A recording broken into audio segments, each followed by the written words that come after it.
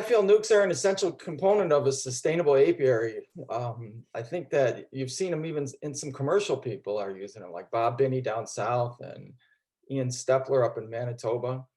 Um, they are incorporating nukes into their commercial operations, either as a substitute for dead out colonies or for income, selling nukes out, and then also using them for production. So pretty interesting. And I think it's a really important part of your, sustainable apiary. And we really push this concept along in the bee school. So the benefits of a nucleus colony: they can replace colony losses in the spring. Excess colonies can be sold for profit. Queens are easily introduced into them. They are small and they're easily transported. You can house queens for emergencies. You can produce extra brood frames or draw a comb through them. And then you see up there is Michael Palmer, and he kind of made these resource nukes really popular, where it's 4 frames over 4, split in the middle down at the deep. And you can see him there in the background. And you can buy these at commercial dealers. They're becoming more and more popular. So then there's mating nukes. These are primarily used by queen producers for mating a virgin queen. And as you see here, you see the half frames on the left there, cut in half pretty much. You see the 2-frame nukes there. And if you look down on the right bottom there, those are the little styrofoam mini nukes. You can get them at Man Lake, and they have doubles.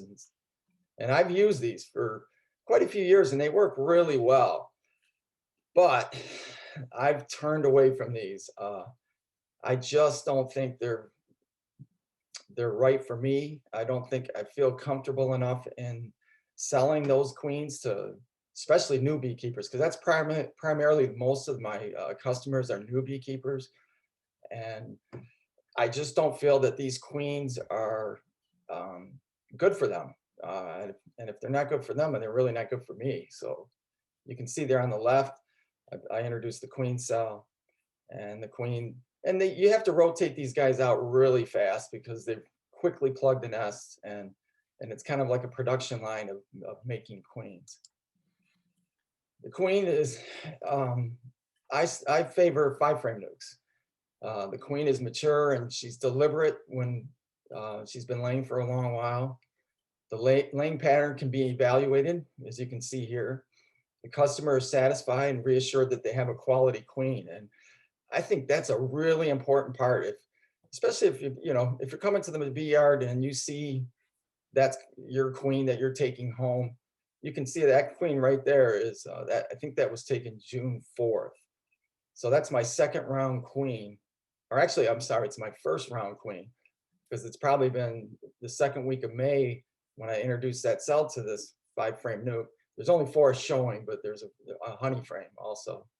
But you can see that this queen is less than 3 weeks have been laying.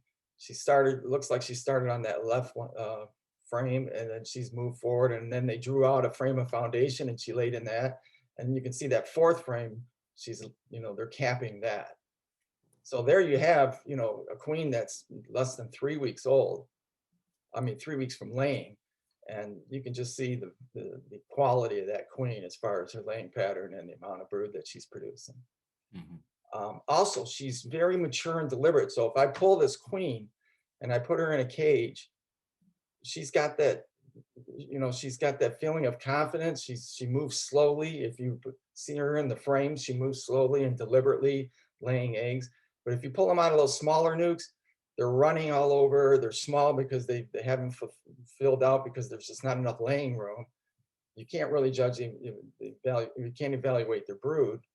And you're giving them to an immature beekeeper or even a mature beekeeper. And what I mean is by age, how many years they've been keeping bees or their knowledge. You're giving them a queen that's just going to go into a new colony, and she doesn't have that just that feeling of confidence. She's running all over, and I think that's a lot of reason why queens are being superseded. It's my thought. seen it, the data that I'm getting back from a lot of new beekeepers and other beekeepers, it seems to substantiate that. As you can see, here's a 5-frame nuke. Again, a really young queen. You can see the laying pattern that's going on. And then you see this retinue over here. This is one of my queens. And you can see the retinue around her. You know, that's a nice looking queen. And that's a queen that, you know, I think Anna Heck mentioned in one of our meetings just a little while ago, she very rarely sees that. And I'm thinking, well, maybe because the colonies are so young and the queens are young and they're running, you know, they don't slow down. They're not deliberate and strong. And maybe that's why you don't see it. And then there's Brother Adam and from beekeeping at Buckfast Abbey. He says a virgin or newly mated queen is as a rule extremely nervous and easily frightened. In the course of a few weeks after she has commenced to lay, a radical change in her behavior will manifest itself. Her movements will be more deliberate and sedate. And I find that to be really true with these queens coming out of these 5-frame nukes. And here you can see two breeder queens that I have. One was from University of Purdue. It's the ankle biter line. That was a 3-year queen that won in the white. That was doing phenomenal. And then this one under the cage was from Adam Fickenstein out of VP Queens. And again, these were 2 queens that I purchased. They cost me a little over $300 a piece. And one of the things when I invest in these queens, I get them late. I get them like in June, end of June, usually right at summer solstice, right after summer solstice. And that's when I really start backing down on my queen rearing. I've got honey to harvest, and also the queens are slowing down, and it just makes it harder for me to, you can still raise queens, you can do that, but I find that I start shutting it down. And so I only get 1 or 2 rounds. Like, so I'm getting a $300 queen and I might only graft or do 2 rounds of, off her. I'll keep a few and I'll sell a few. So that queen, I have to make sure she makes it through winter. So I can really start to get the value from her for the spring. And sometimes I have overlapping breeder queens. I've gotten queens from Kirk Webster, from Michael Palmer. I've got them from, like I mentioned before, Adam Fickenstein, University of Purdue. And I've got a queen currently from Dorothy Morgan, who will be talking later on about 48-hour cells.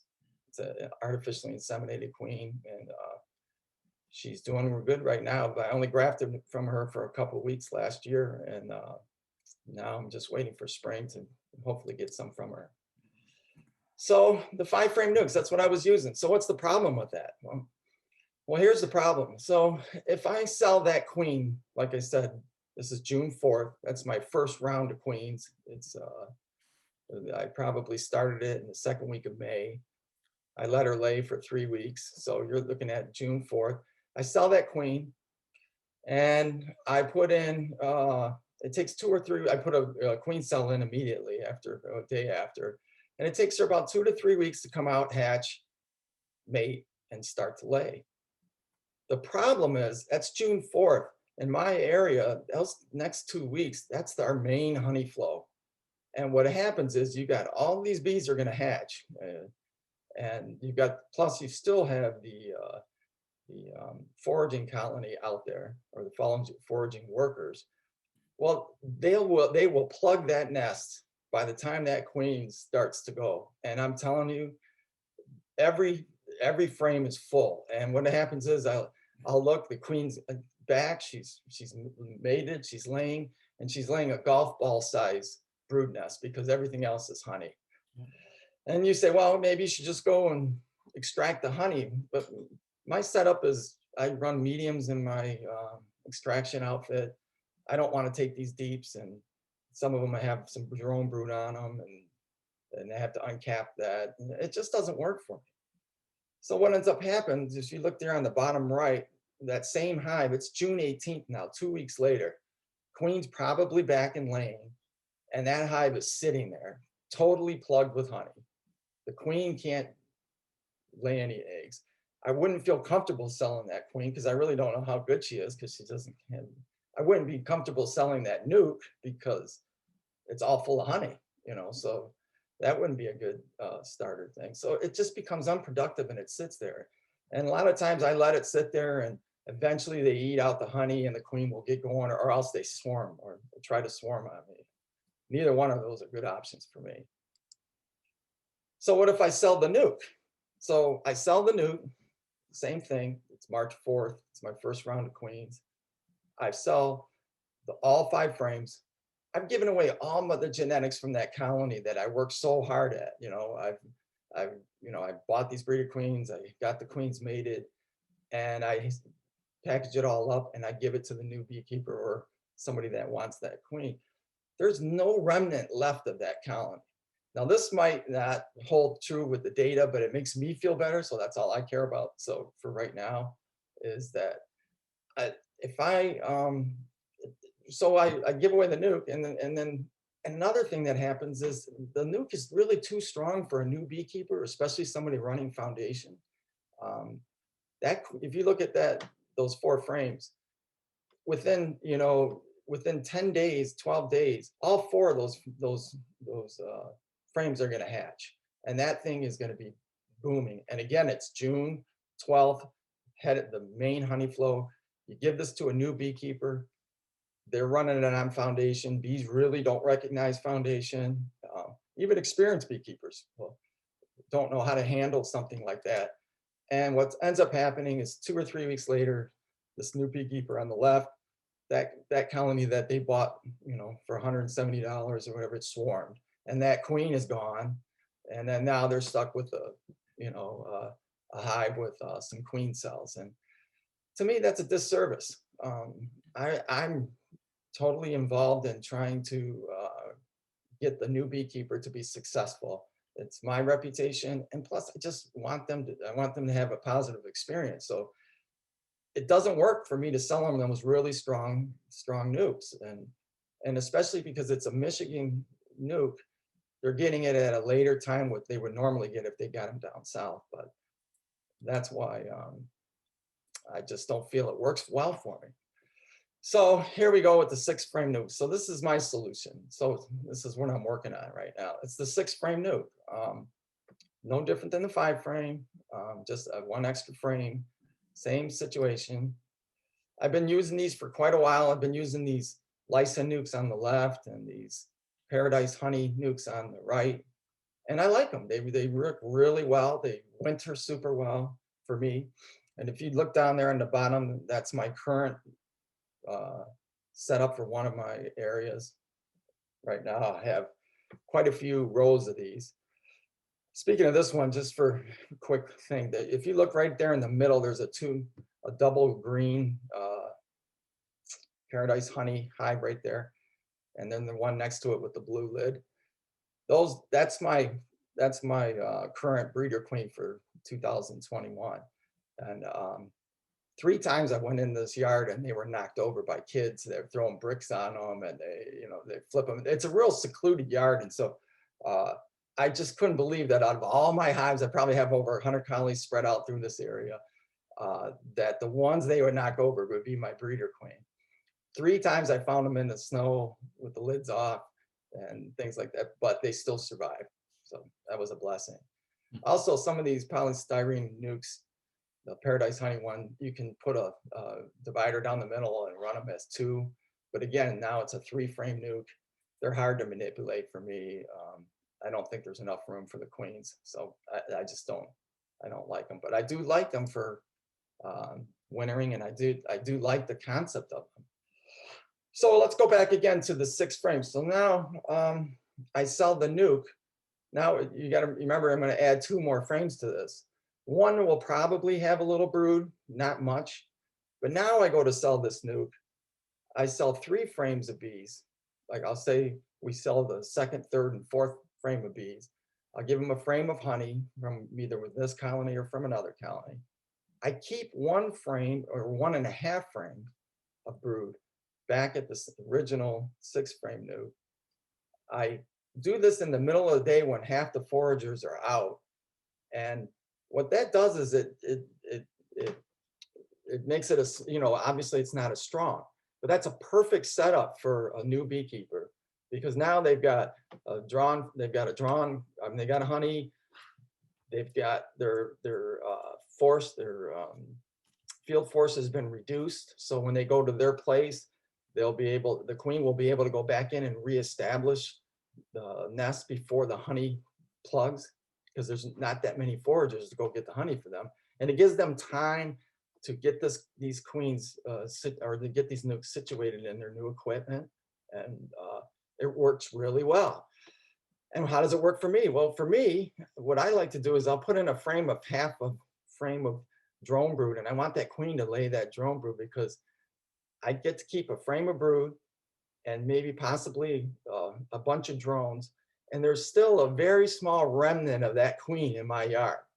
Now it might, what are the possibilities that those drones are going to get up and get into those DCAs and mate with queens in the area? I don't know what the odds would be, but remember, I'm doing 50, maybe 100 of these. So, man, that kind of ups the odds a little bit. And if one or two make it, I mean, at least there's something there. I haven't given it away.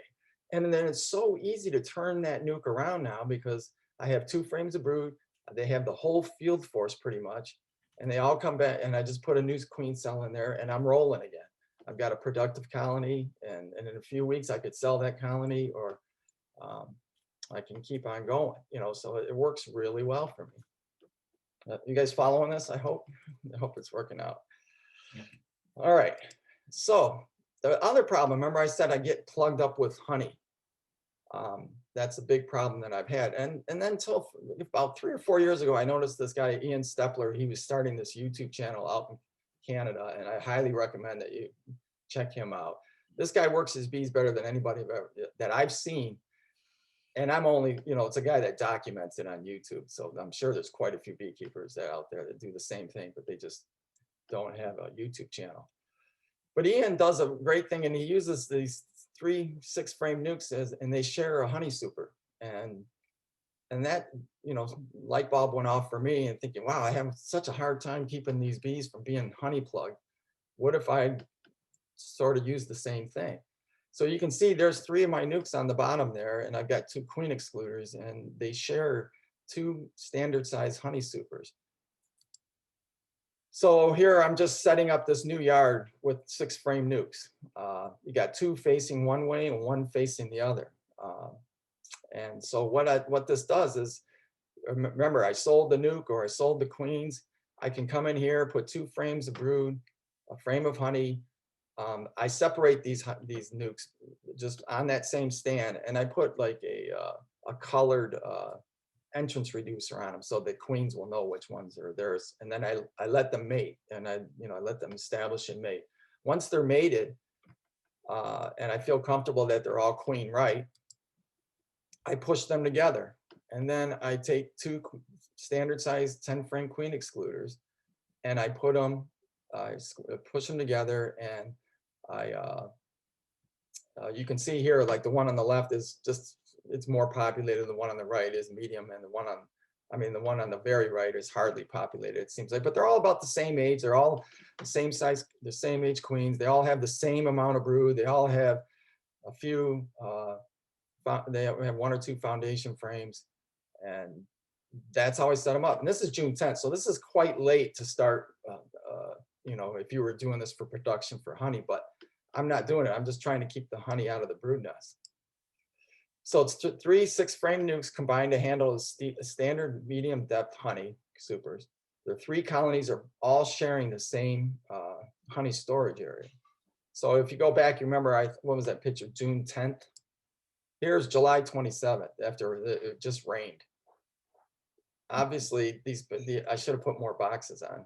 These bees, I'm telling you, they're like 3 car batteries. I mean, they're just full of energy. They just go right in there, and they explode. And so now what do I got? I got, at least these bees are doing something for me. They're making honey. And if somebody wanted to buy a nuke, I could actually pull it out, plug in another young one. I could I could sell the queen that's in one of them, because most of there's brood in there. If you can't make that much brood out of 6 frames, so with honey in them, so all the honey is up in the honey supers. The key to this, though, is you got to have a slope bottom board, because you remember, they're all on the same stand. Unless that stand is perfectly level, one will, the stands move with rain and frost and heat. You've got to have a slope bottom board so that makes sure that water runs down. So there's a 2-inch, difference at the bottom. And it's a standard 11 by 22-inch bottom board with the standard size 6-frame nuke. And all three together will fit 2 standard honey supers.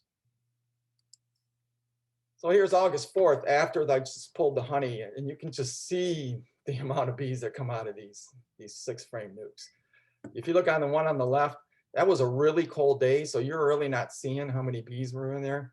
Again, I did this presentation only a month or two ago, so I'm just trying to find pictures that I had.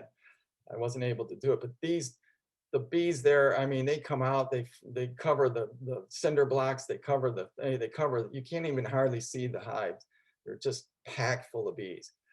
Here I had a little bit of problem transitioning these bees from being honey producers to getting ready for winter, because I do winter them in the single 6-framers. And I have a little problem. I lost a lot of bees through swarms in September, late September, and I thought they wouldn't swarm because it was late, and I knew there was a million bees in there, but I thought, well, let's just see how they do. And I lost quite a few swarms, but they're super healthy, and you can just see how well they do. All right, I don't know how I'm doing on time. Also, I've been using these 6-frame nukes for queen production. They're small, they're easy to use. I can pop out 16 to 20 cells a week or every 10 days. I love the fact of just their size, and they just produce these really nice cells for me. So not only now I'm being able to produce honey, I'm using some of these as queen producers. I typically do about 16, 20 cells just like this. They come out really nice. And I've used like 3 different methods when I'm doing them. You can do exactly what all the big queen producers do with these little 6-framers. It's like baking. You cut the ingredients in half. Michael Palmer likes to throw 10 frames of solid brood over a strong 10-frame hive. I'll just throw 6 frames of brood over a 6-frame nuke. And then if you follow his method, how he removes the lower box at the end, shakes nurse bees in the top, puts it back in the same part, and I graft 16 to 20 really nice cells. And that's about what I want to do. I'm not into the really heavy production, but I do want to provide bees for local people. And sometimes I'll even do the 48-hour cells, so I can even double that within 10 days. I'll do 48-hour cells, remove them, and then regraft with another 16. I've done the Ian Stepler method, where he just shakes a ton of nurse bees into a hive. Usually it's a 10-frame for him, but I just shook a bunch of nurse bees into a 6-frame. The bottom part is just 6 frames of foundation. That's just somewhere for the bees to hang out because there's so many of them. And I give them some frames of honey and a couple frames of pollen, and I graft into that. And it works great, just like it would have the larger equipment. I've used the cloakboard method with these 6-framers. You can read about them. I strongly recommend that you check out the University of Guelph's queen rearing and all their videos. It is a wealth of information for new beekeepers as well as old beekeepers. I really like the Ontario Introductory Queen Rearing Manual through Canada. We are so blessed here in Michigan that we've got so many resources as far as Michigan State, Megan and Anna, and oh man, all these great beekeepers in Michigan, Zachary Hahn. And then we have the University of Guelph, who are all in our same temperate zone. So you can do almost identically what they do, because we're running that same type of, we're running the same kind of environment that our bees are in. Rather than when you're watching these videos of these people down south and these people up north, and they're all good. Don't get me wrong, but we have a ton of wealth of resources right here in the Michigan, Detroit area and up north. I was loving the guy from up UP and the way he was doing things. It's really neat. Anyway, it's the cloakboard method. This is a 10-frame, but you can do a 6-frame. You can just put a queen excluder over the 6-frame and put I use 2 6-frame nukes. I remove one of the queens, from one of my strong 6-frame nukes and put it on top of another 6-frame nuke with a queen excluder. Then I go in and rotate you'll see it if you read about it, or if you look at it in the cell building part 1 for the University of Guelph. I do the exact same thing, but with 6 frames. And instead of using the slide, I just put the bottom board back in for 2 days on the top chamber and then take the bottom board off. You can do these things because they're light and easy. I just love it. I think it's cool. How am I doing time-wise? Plenty of time. 20 We're doing minutes. okay? Yep. Okay. Yep. Wintering them. So here I'm showing how I winter them. I use these corrugated plastic shells. I use these on all my hives pretty much. I got them out of Ontario. They're the Wellington Bee Club in Ontario. I saw these years ago when I was at the University of Guelph EAS meeting there, and they do it as a fundraiser. They make all these different size boxes. They're awesome. They're not insulators. All they are is just like that corrugated sign material, you know, political sign material. They fold up, put them in, they come in all these sizes. This one is actually meant for 2 deeps side by side, but again, remember those 3 side by side measure up to the same amount as 2 deeps, so I can use this. There's just there's 2 pieces of foam underneath this box on the lids, and they're 2-inch foam boards, and that's it. And I use a nuke to weigh it all down, and that nuke is alive too. So that's my brick. And that nuke has no insulation, nothing. And I'll go into that in a little bit. But here's those same nukes. I unwrapped them. This was March 4th. So this was Wednesday. So I use a cloth inner cover. And there's that, look at that nuke. All of those, I've got, I don't know, 12 of those, all 3 by 3 by 3 by 3. Everyone's alive. Everyone is booming. You can see the pink insulation top that I have on top. I don't ever use more food. I don't ever have to use Mountain Camp or anything. These nukes are filled. I feed them in the fall. They're good to go. And you can see these guys are going to be problems coming in about a month because they're running out of room already, and it's March 4th. So they're healthy, strong bees. Conversely, here's these 4, the same setup. I left them out, no insulation, no anything. And out of 76 nukes, and I've got some ridiculous nukes that I can't believe bees survived in them. I lost four so far. So, and these are all 5 and 6 frame nukes, you know. But these 6 framers, you can see that they're stressed. You can see the poop and the dysentery on their upper inner covers and stuff. And that day on March 4th, it was a nice sunny day. It's about 55, almost 60 degrees. When I ran in the yard, these honey, they must have found goldenrod or something, but they filled it all up. They didn't take any syrup at all. And goldenrod and aster syrup, nectar or honey is just, bees don't do well wintering over them. I used to do that for years. You know, I'd take the honey and the summer honey, and I'd leave all the bees, the goldenrod and aster. Man, I had dysentery problems. I don't know what the ash count is on goldenrod and that, but syrup is clean. If you're using clean syrup, bees do really well wintering syrup. Okay, hey, thanks, Mike. I'll ask you after you go off, you might be able to check the chat room and answer questions that were directed to you.